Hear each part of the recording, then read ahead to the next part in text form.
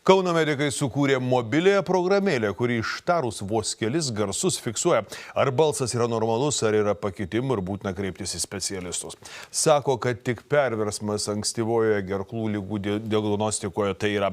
Programėlė labai tiksli, jie aptiko balso pakitimą, medikams dažniausiai belieka nustatyti, kokia gi liga kamuoja pacientą. O jeigu pakitęs balsas išduoda įvairias gerklų ligas, nuo paprasto peršalimo net gali ir iki vėžio. Anksti nustačius tą ligą, ji lengviau išgydoma, žinoma, na, o susirgus vėžiu net išsaugomas balsas. Be to, ši programėlė yra ir nemokama. Gydytojų rankose mobilūs telefonai, kuriuose jau įdiegta naujoji balso analizės programėlė. Klausimas apie VoiceScreen programėlę. Programėlės moto yra įvairiom kalbom, bet lietuviškai jis skamba taip. Tavo balsas tai tu. Pasirūpink savo balsu ir savo sveikata. Šią programėlę sukūrė Kauno klinikų ausų, nosies ir gerklės ligų klinikos medikai su kitais mokslininkais, o ją naudotis gali kiekvienas žmogus. Ji fiksuoja balso pakitimus ir praneša, ar verta sunerimti. O jinai atlieka akustinę analizę balso signalo. Išskaičiuojami yra 6 parametrai akustiniai, kurie sudėtingai yra ir spektro, kepstro dažnio, ten labai pakankamai sudėtingi parametrai. Tad kaip jį veikia, nusprendžiame išbandyti. Medikai sako, kad pasitikrinti užtrunka vos kelias sekundės. Spauskite pradėti.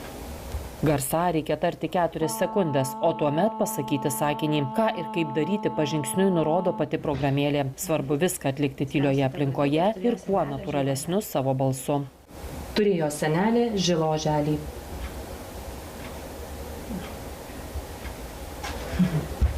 Rezultatai džiuginantys. Sveikiname. Jūsų balsas pagal VoiceScreen programos tyrimą yra normalus. Tačiau tai pasiseka tikrai ne visiems. Medikai pasakoja, pasitikrinti paprašo ir pažįstamų, ir net atsitiktinai sutiktų žmonių. Laisvės alėjoje vaikščiau, išgirdau, kaip žmogus tikrai labai užkimęs ir tas užkimimas man buvo panašus į galimai gerklų vėžio. Labai pasiūliau jam pasitikrinti ir iš tikrųjų pasitvirtino tą diagnozę. Pacientui buvo diagnozuotas gerklų vėžys.